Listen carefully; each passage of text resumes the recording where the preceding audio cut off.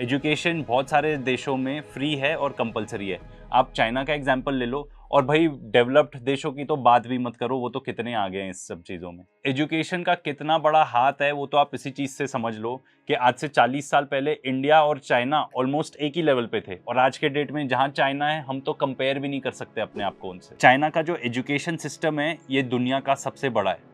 1986 में ही Chinese government ने पास कर दिया था एक लॉ कि भाई जो 9 इयर्स ऑफ एजुकेशन है वो मैंडेटरी है सब बच्चों के लिए और फ्री भी रहेगी वो। चाइना की जो मिनिस्ट्री ऑफ एजुकेशन है वो दावा करती है कि 99% ऑफ बच्चे 9th क्लास तक तो पूरी पढ़ाई कर ही चुके हैं, और वो भी फ्री में। देखो, बच्चों को पढ़ाने का जिम्मा ना सरकार का होता है, एंड ये सबसे बड़ी रिस्पॉन्सिबिलिटी होनी चाहिए किसी भी सरकार की। एकदम वॉर फुटिंग पे इस पे काम होना चाहिए, पर ऑफ कोर्स हमारे देश में तो ऐसा है नहीं। पर हालत तो ये है कि सरकार कमेंट भी नहीं करना चाहती कि भाई स्कूल्स बंद क्यों हो रहे हैं एक्चुअली। और जो स्कूल्स हैं जहाँ पे टीचर भी है वहाँ आप देख लो कि क्या चल रहा है। ये देखो, ये टीचर 11 तक नहीं लिख पा रहे, AIVEN क्या लिख रहे हैं, और ये टीचर है। टीचर अपना बाल सुखा रही है। बच्चों को कैसे अपनी जान जोखिम में डालकर स्कूल पहुंचना पड़ता है।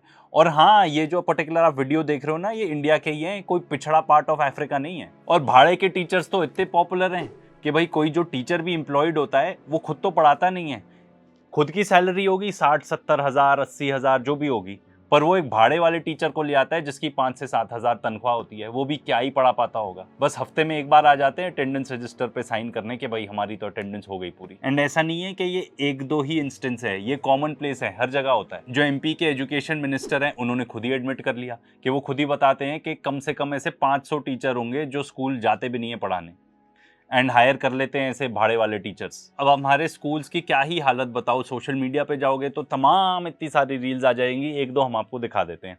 ये छत्तीसगढ़ में देख लो, एक सरकारी स्कूल में बच्चे क्या काम कर रहे हैं, पढ़ाई नहीं चल रही, चावल गेहूं अलग कर रहे हैं। ये एक और देख लो, ये तो राजस्थान के एजुकेशन मिनिस्टर हैं, इनको ये नहीं पता कि 10th मतलब 10वीं होता है। आपके लिए भी अच्छा होगा, आप कॉलेज में जाएंगे वहाँ भी अच्छा करेंगे। कौन सी क्लास में? कोई तो 10वीं बोल रहा था। एक ही होती है क्या? सारी उम्र में जो कर जबड़े आ रहा। फिर एक और बार इन्होंने सोचा कि मैं इंटरेक्शन रखूं बच्चों के साथ, तो वहां पे ये चीज सामने आ गई कि इनको अंग्रेजी का एक शब्द नहीं आता। आप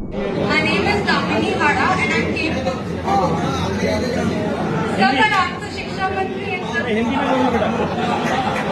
सर, जितना आज के समय में हिंदी की वैल्यू है, इंग्लिश की भी वैल्यू है। भाई जो आदमी एजुकेशन मिनिस्टर बन रहा है उसकी कुछ तो क्वालिफिकेशन होनी चाहिए। At the end of the day सबका ध्यान कितना है एजुकेशन के मामले में, वो आपका इस चीज से क्लियर हो जाना चाहिए कि एक टीचर जो बताता है कि भाई कैसे आपको ज्ञान के दीप जलाने चाहिए, वो जब ये पोएम सुनाता है स्कूल में तो सरकार उसके ऊपर एक केस दर्ज कर देती है। सुन लीजिए। कावड़ लेने मत जाना, तुम ज्ञान का दीप जलाना, मानवता की सेवा करके सच्चे मानव बन जाना। पर आपको पता है ये जितने भी स्कूल्स बंद हो रहे हैं ये किन लोग के लिए हैं? कौन इससे सबसे ज्यादा अफेक्ट होता है? जो हमारे देश में सबसे मार्जिनलाइज्ड लोग हैं ना, जो निचले स्तर के लोग हैं, वो लोग। पर भाई वैसे भी स्कूल किसको चाहिए? सड़क नहीं चाहिए, रोटी नहीं चाहिए, मंदिर चाहिए।